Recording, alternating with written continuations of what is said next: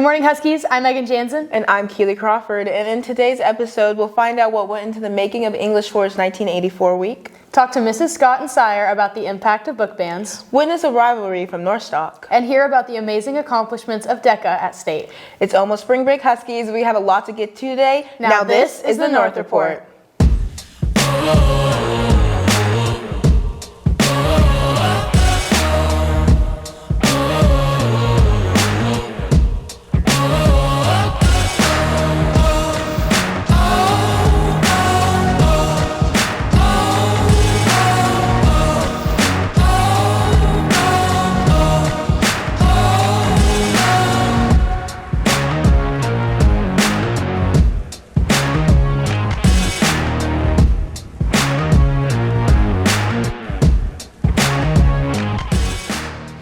I cannot wait for break, Megan. I know, but before you get into that spring break mood, make sure to swing by Cane's tomorrow. Husky Network is having a restaurant day at Cane's all day, so make sure to swing by either at lunch or after school.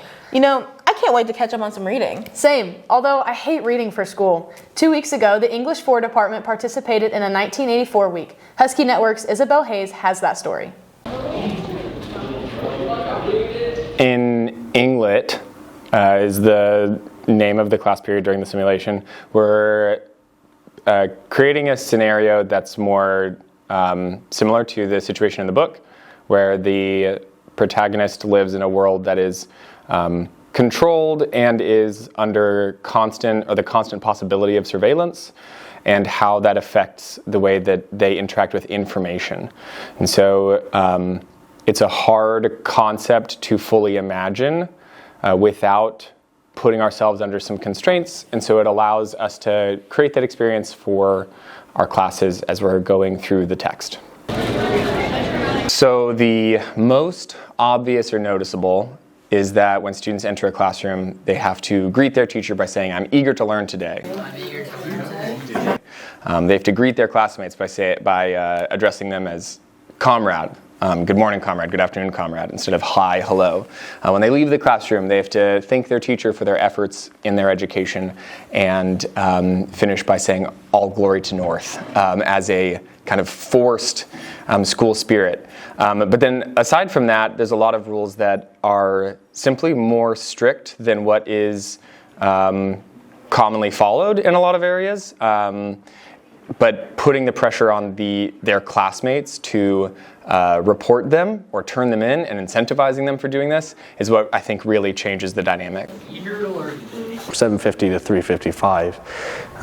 It was just, you always had to watch your back, make sure you're not breaking any of the rules. But it was a good experiment. Majority of students are members of the outer party, which is simply people that have to follow the rules and need to be aware that somebody is watching them to ensure that they're following the rules. But then there's a select few students that are thought police, and those thought police, they are incentivized to turn in classmates that have violated the rules throughout the week. And by turning them in, then their assignment is then shortened or adjusted. And so that creates the kind of dynamic between the two groups.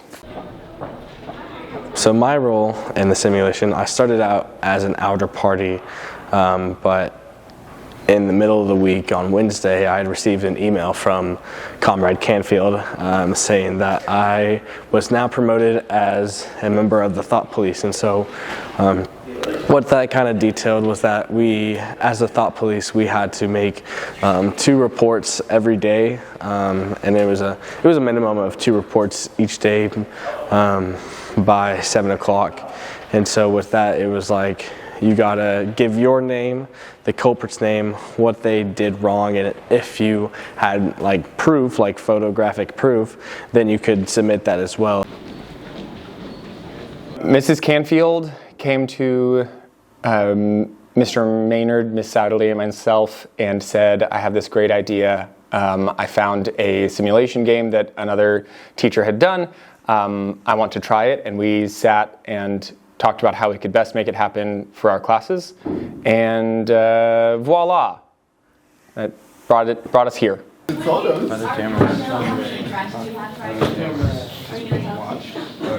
As of late, banning books has become a difficult topic within the world of education. Parents and legislators, like the Oklahoma State Department of Education, have been pushing for the banning of two critically acclaimed books, The Glass Castle and The Kite Runner. I don't think banning books is the solution because it's basically saying no one should have access to a book because you don't want your child to have access to it, which is ridiculously unfair and uncalled for. I would just say instead of just automatically banning something because of what one specific person thinks, being able to have the ability to opt out of it. There's no time in history has banning books worked out. So at the end of the day, I think censorship is taking away our freedom to information and to read and understand the reality of our world. It's stuff that we need to know, because if we don't know, then we don't learn from it, and if we don't learn from it, it could happen again. Yes, some things are just like really hard to talk about, but I feel like we're greatly more than enough to understand and be mature enough to read this material. And if you don't want to read the material, you don't have to. Besides the fear of exposing their children to delicate topics, some parents and politicians are wary of students being taught these topics in the classroom. I always said, I wish I could just stick a camera in here while we're discussing so the whole world could see how you handle this, because they don't give you enough credit. I don't think that a lot of people in our society give teenagers the credit that they deserve to be able to handle that material. In my opinion, I think the tougher subjects that are often in the books that are banned are the most important things to address in the classroom. This is not reality in our world. Most of the students right now are going through the same thing that these characters are going through. And most of them were people of color, or some were like mental illness, something of that nature. A lot of students who go to this school and other schools are going through mental problems. Students that may fall into that category or who have potentially experienced some of the things that happen in these books feel shamed and like they don't deserve a place in the classroom, or that there's something wrong with them if people are not being, taught or able to have access to their stories. In your classes, you're actively learning about that kind of stuff. So it's a great way to just relate to and or learn more about the situation through the eyes of somebody who's going through it. Rather than students walk out and face those in the world or on the internet or on social media, it's better preparation when it's a controlled environment with trained teachers with degrees who are able to handle the mature content. I'm Keely Crawford with Husky Network, signing off. In my mind, there's only one way this goes. It's only one option. I gotta win. Yeah. I'ma lead with gold, got these goals. One track mind, I'm in that mode. I must win, I won't fold. That's on everything that I know. That's on everything that I know. Came with work, I lead with gold. Aim and bust, cool and compose. I take your road and raise a toast. I lead with gold. Thanks, Keely. I'm Maddie Townsend. And I'm Aaron Blosser. Let's get into the sports news for this week. Last Friday, both the girls and boys basketball teams played in the OSSAA 6A state basketball tournament semifinals against Memorial, where the boys won 56-33 and the girls won 45-33. Great job, Huskies. They then continued on to the tournament finals on Saturday and competed for the title of state champion. Unfortunately, both teams lost, but both of the games were incredibly close, and they gave it their all. We are so proud of everyone. Congratulations to an amazing season. Last Thursday, Husky Track had their first home meet, where Zach Rutherford, Hayden Wolf, Reese Qualls, and the boys' 4x800 relay team secured first place victories in their events. The girls also had 2 second place finishers. Great job, North. On Monday, the boys baseball team played Norman and won 10-6. Way to go, boys. Also on Monday, the boys golf team played at the 6A West Preview, and the girls golf team played at the Edmond North Invitational. Great job, Huskies. The boys and girls varsity tennis teams played at Ponca City on Tuesday. We don't have the results yet, but we know y'all did great. Also on Tuesday, the girls and boys soccer played against Lawton. Great job, Huskies. Today, boys varsity tennis will play duels at Crossings. Best of luck to the Huskies. Varsity baseball plays against Dale tonight and again tomorrow against Moore. Both games are at home starting at 5 p.m. Make sure to show up and support your fellow Huskies. Today, the boys and girls soccer team will play at Bishop McGinnis here at home. Girls are at 6 o'clock and boys are at 8 o'clock. Show up and get rowdy. That's all we have for sports this week. Now, let's head to Ethan to learn more about some of the rivalries of North Star. Northstock is one of the most popular fundraising events here at Edmond North, and this year was no different. With a crowd, exciting performances, and even better competition, the event fostered great energy for two bands who are going for the win. Hi, my name's Evan. I'm Sam. My name is Peyton Prince. I'm Aaron Riley. I'm Haley Darling. And I play drums. I'm singing. And I play guitar. I play lead guitar. And I play bass for my childhood mixtape. Oh wait, I want to answer this question. Okay, so I met Haley last year, or no, beginning of this year in my drama class, and she came up to me, and then she told me about Northstock, and I've never been to any of the previous Northstocks, and I like to sing, so then she asked me to sing, and then she introduced me to these cool guys. And then last year, my childhood mixtape was us three with two different singers and a different drummer, but we have Evan this year. We love him to death. Yes. And childhood mixtape's been around for how many years? Okay, so 4 years. 4 years. Yeah. So there was a singer named Hannah Penny in my childhood mixtape many, many years ago, and she came up with the name one day out of the blue.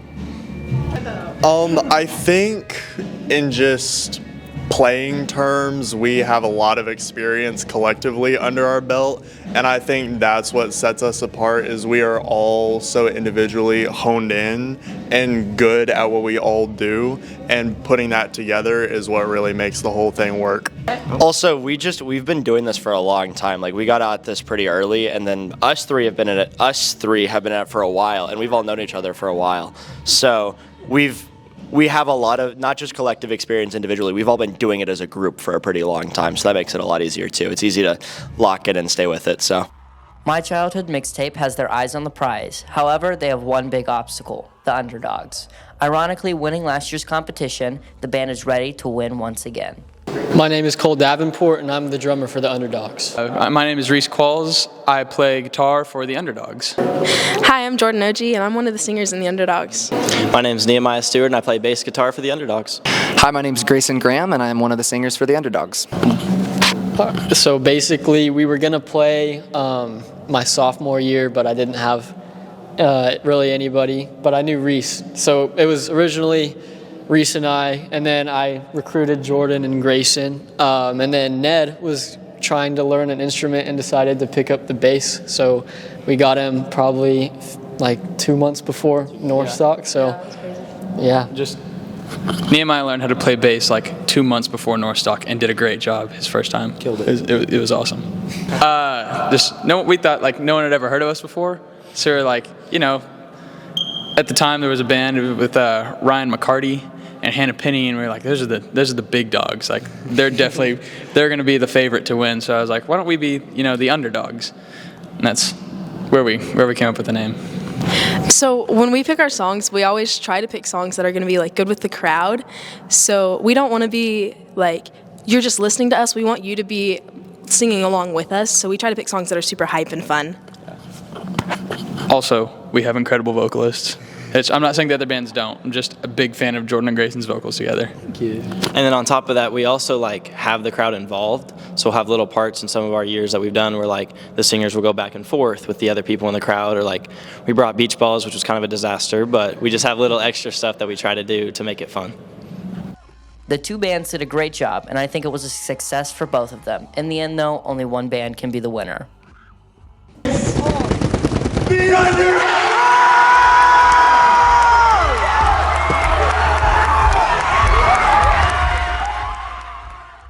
On February 13th, DECA went to state and came home with 6 first-place finishers.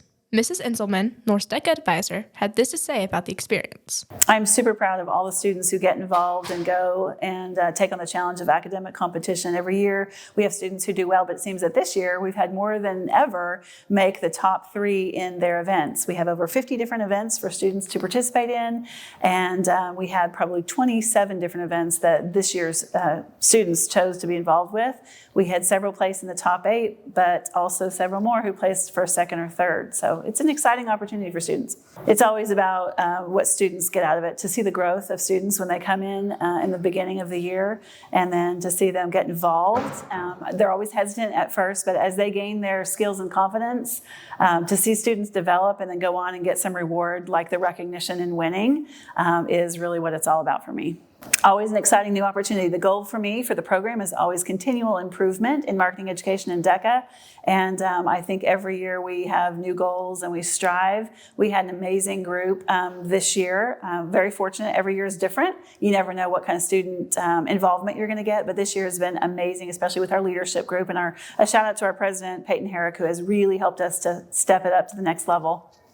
The success doesn't stop at that. With a newly elected state officer, Nade Joseph, we got a chance to ask her about what got her to this point and what a state officer does. I'm really excited to be a future state officer because I'm really happy that all my efforts and the time it took me to run ended up paying off. Some responsibilities I'll have is to gain more for Oklahoma DECA and just to help with our membership and find more people. With the win in state, DECA will head to Anaheim, California for nationals. We wish y'all the best of luck. This is Maddie Townsend with Husky Network, signing off.